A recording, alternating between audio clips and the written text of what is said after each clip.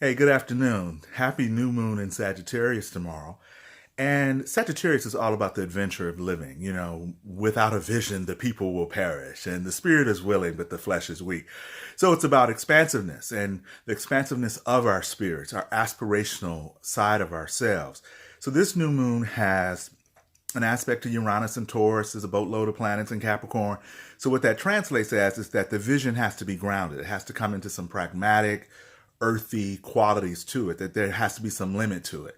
Doesn't mean that we limit our aspirations or the possibilities and our potentials. It just means that we want to be realistic in how we manifest, or the things that we are even imagining through our third eye, or the indigo center. Well, that's the color that goes to that. Also, with this new moon, we have the last new moon with Jupiter being in its ruling sign of Sagittarius. So it's been there for since last November.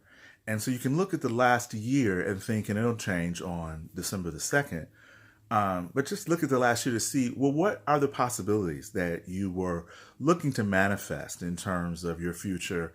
What are your beliefs, and have those beliefs moved into your values? So it's like a spectrum. We may perceive something is true, or well, belief is not required, but we may believe something is true, but values tend to be much more longer lasting.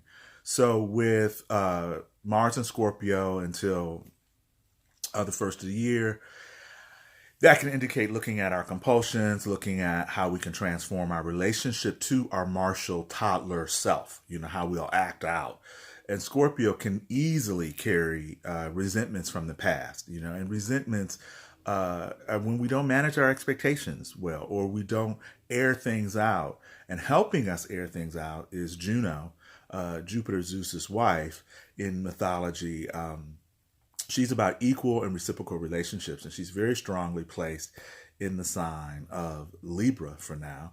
Venus will be in Capricorn, and so that gives us this time period to really look at our traditions, look at how we might need more affection, private affection, not necessarily always public. But I did write a blog about it, so you can go to Belief is Not Required and get more detail there. But I do think that the major thing is looking at our aspirations, being pragmatic, not using realism as a veneer for really cynical thoughts. And since we have so much in Capricorn, it's important to understand what we can do or could do, not necessarily what we should do.